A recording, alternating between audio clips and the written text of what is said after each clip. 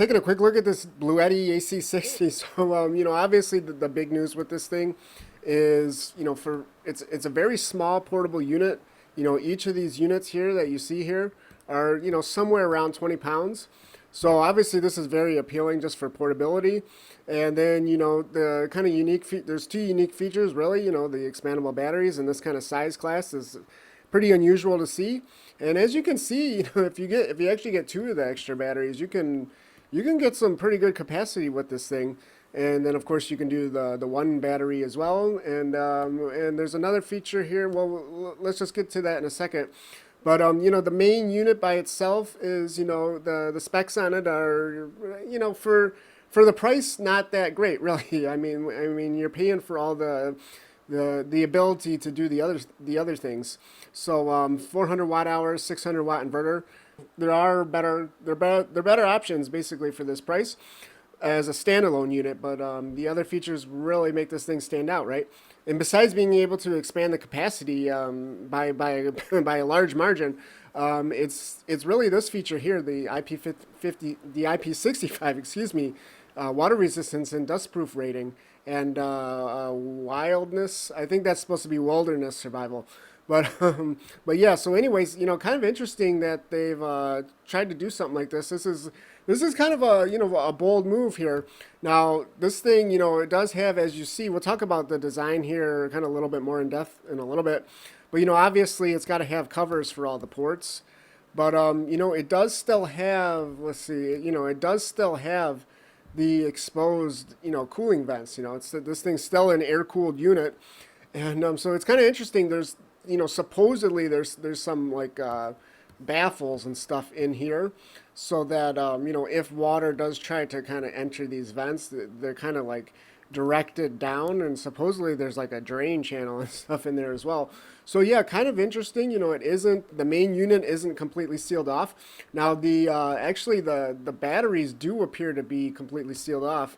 Let's see if I can. Yeah, here we go. They do appear to be kind of. And actually, take a look at this bleed valve. So that's kind of interesting. I wonder how that works. If that's a manual bleed valve or what? Because if it is completely sealed off and those batteries start to heat up, basically you could have some pressure increase in there, right? And I mean, who knows what else is going on with that? So we'll talk about the extra batteries here more in a second. Let's just kind of jump around and see what else I've. Actually, I don't even. Actually, let's just jump right into it. Let's just jump right into the batteries. Actually, so yeah, and same price again for the batteries, the main unit. Now this time, you are paying less than $1 per watt hour. These are 800, a little over 800 watt hours, right? For 649 here. And these batteries are.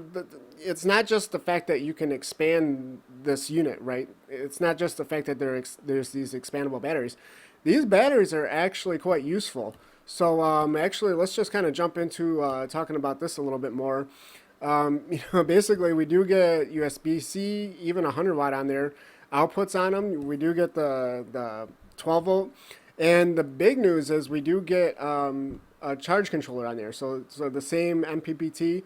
It's kind of the MPPT is kind of limited. We're talking about 200 watts. And this is for all the extra batteries. This is for the main unit as well, and 28 volts. But still, I mean, you can still get, a 200 watt solar panel, typical 18, 20 volt, 200 watt solar panel. And then, if you get, the main unit and you get, one or two of these extra batteries, you can just keep adding more of those solar panels. So yeah, kind of that definitely makes this system a lot more appealing, I think, because with that portability, you can use these separately, and then if you really want to combine them all together, like they, kind of like they show, for just extended run times, you can do that as well. Now we do get kind of these cables that stick out the side, kind of like the the AC300, AC500, which people weren't a big fan of. It would have been really nice to kind of see some kind of integrated flat system like that new, I think it's EP900. Something like that. That would have been nice to see, but again, it's just nice to have this feature. All right, now just to kind of go over the specs here real quick on the main unit, 600 watt inverter. So this is interesting to have like a, if you have two extra batteries and 2,000 watt hours of capacity, to kind of combine that with a smaller inverter, and I kind of like to have that option, right? I mean, maybe you want to have a big inverter too. Of course, that's always useful. But the thing is, I've talked about some of my videos. Smaller inverter, you're just going to have less overhead. That inverter itself is just going to use less power. And if you actually think about it, a lot of AC powered devices, they're kind of like split into two groups, right? Like most AC powered devices are either like around 200 watts or less, or they're like over 1,000 watts. And so, if you were going to be running basically the lower end loads, having a smaller inverter is just always a good idea. Now, what's nice, with the powerlifting mode, you can run, typically the things that are high powered that you want to run are kind of like for heating and cooking and stuff like that. And so they do have the powerlifting mode, that drops the voltage. And finally, I love to see this, like kind of a proper disclaimer, right? Like so many of these companies say they have a feature like this, and then they just kind of they kind of allude to the fact that you can just plug anything into it. No. You want to kind of limit it to basically the examples they're saying here: heaters, kettles, hair dryers, very simple appliances that basically just convert the electricity into heat, right? And I would even note too, like if you're getting like a kettle or something, like I would look for one that just basically has a simple power switch. You don't really want to be looking for some fancy one that's got a display screen, a control screen, and stuff like that too, right? Like these are for simple appliances, but it'll still let you do all the things you'd want to do, right? Cook, heat up stuff. You got a hot plate too, stuff like that. So this unit, as long as you buy the appropriate appliances to use with this unit, you can basically do everything everything you'd want to do, right? And if you don't have power for whatever reason, and then you still get the smaller, more efficient inverter for running for all the other small loads like computers, TVs, stuff like that. So yeah, I do actually like to kind of see this. This is a unique option, having a small inverter with potentially a lot of capacity. So that would give you a lot of runtime. And this thing does have a UPS as well, 20 milliseconds, so that's pretty good. App control, of course we expect to see that. They're only mentioning Bluetooth here, so that's interesting. And the main unit can be fast charged from the wall, 600 watts.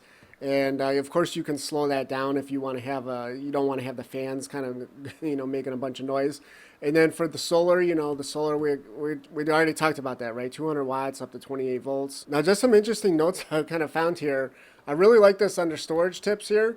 It basically says if you're going to use this for long-term storage, just charge it up to 80%. This is kind of I think one of the first times I've actually seen a company say this. Almost all the companies just say, oh yeah, just charge it up to 100%. It's not good for the battery to leave these batteries, sitting for a long time at 100%. So actually, I'm really glad to kind of see Bluetti do that. Now, of course, a lot of companies will say, well, yes, it's not good for the battery, but when the user goes to actually use the battery, they want them to have the best experience and have the most, charge on the battery. Okay, but, with this system too, if you get the extra batteries, you can always just get a lot more capacity. So good idea. Get all the extra batteries and charge them all to 80%, and you're going to be ready to rock and roll, right? Now, this is a real interesting note. I don't know what's going on with this. Do not stack anything on top of the unit, either in storage or in use. It's like, okay, why did you put a big folding handle on this thing, right, and a nice flat top if you can't stack anything onto it? So yeah, that's, I don't know what's going on with that. Now, for charging the extra battery, as I mentioned, yes, you can do solar. You can basically do all the same ways that you can charge the main unit. Now, you can't charge, if you want to charge it from the wall adapter that's included with the AC60, that 600 watt, you got to hook it up as they show. You got to hook them up to the main unit. If you want to just charge the extra battery, straight from the wall by itself, you're actually going to have to buy this little power brick. There's a little note down here. It's called a T200S, and that will actually allow you to charge the extra battery from the wall by itself. Otherwise, you just have to use car or solar. But still awesome to see that they included that MPPT on that thing. Now, just to kind of make a few notes on the design here, actually the one thing I do really like is that I was always a big fan of the AC50, AC50S. And so when the newer models came out, like the EB55, EB70, they kind of like really squared those things off, right? So this is kind of interesting that they actually brought back some of that rounded, let's say like silicone insert that's kind of rounded around the edges. This is kind of cool. They kind of brought it back, but just a little bit, right? It's kind of like a mix between the that older AC50S and the newer models. So yeah, kind of I just kind of cool to see that they brought that back, and otherwise they still have all the basically that kind of carbon fiber look going on with the with all the diagonal weaving on the plastic. So, but we do get this like really nice beefy handle. Like this is a really beefy handle. And we do get that nice light on the back that I'm really a big fan of. And they actually made the switch nice and big on it as well. And then they are using the same screen from the EB3A. And this is kind of interesting because, obviously for, reducing costs and stuff, it's a good idea, right? This screen is actually a huge improvement over the older Bluetti models. So I don't have any problem with that. And I do like when you're using like the UPS feature and stuff, there's a lot of, it kind of gives you an indication of what's going on with that as well. So that's a good idea. Obviously, just having the percentage again is just a huge improvement over the older Bluetti models. But what's interesting is then they've gone with these kind of like switches that light up green with this blue screen. So that I'm not really a big fan of that. Let's just kind of throw that in Photoshop real quick and see what it would have looked like with some blue switches. so there you go. I think that would have just been a better route. But that's on the main unit, right? So the extra battery actually, as you can see, it's fine on the extra battery because there is no screen. So, but still, I would have liked to seen some blue indication lights on these things. Oh yeah, and one last little note is, supposedly the extra battery port, the connector there, supposedly Bluetti is going to be coming out with a cable that will be able to allow you to connect the extra batteries on this thing, the B80, to the older Bluetti models. I'm assuming they're going to be connected through the 8mm port. But, so you could actually use these extra batteries with like the EB55, EB70, etc., because you could even do that right now with the 12-volt outlet, but you're going to be limited on power, right? Because it's just going to be putting out 12 volts, and I think those things can only accept 8 amps. So the extra battery port's somewhere around 22 volts, I think. Somewhere like that. So you're basically, if they come out with that cable, you'll be able to put twice as much power into those older Bluetti models. So that's just good, right? So yeah, something to keep in mind too. If you have one of those older models, you don't necessarily have to buy the AC60, the main unit, to kind of benefit from these these are just nice batteries, right? So yeah, that's just the quick overview of this Bluetti AC60S. Now, as I mentioned, are you going to be able to actually get your hands on this thing anytime soon? Who knows? Who knows? This thing has been delayed. Today was actually the day that, if you've been following this unit, today was the day that Amazon said you'd be able to order this unit, and now we get this kind of, who knows when it's going to ship message. So yeah, but hopefully you just kind of found this overview helpful or interesting. I definitely think if you're looking for a very portable solutions, especially something you're going to be taking out, camping, overlanding with the kind of the IP65 rating this thing has, and just, the portability of these things. As long as, like I said, as long as you kind of, if you want to do some cooking and stuff like that, just, buy the appropriate appliances, right? Buy the appropriate appliances that are going to work with this, with that powerlifting feature. Just some basic kettles, basic hot plates, and you're going to be, you're going to be good to go.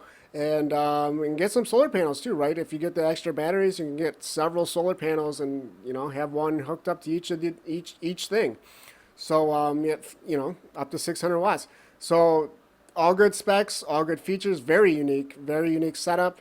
And I think it's just it's something that's going to be worth the wait to get your hands on. If that's kind of the ultimate setup that you've been looking for. So yeah, hopefully just found this overview helpful, interesting, and just it's just fun to kind of talk about these things since we can't get our hands on them yet, right? So yeah, and thanks for watching.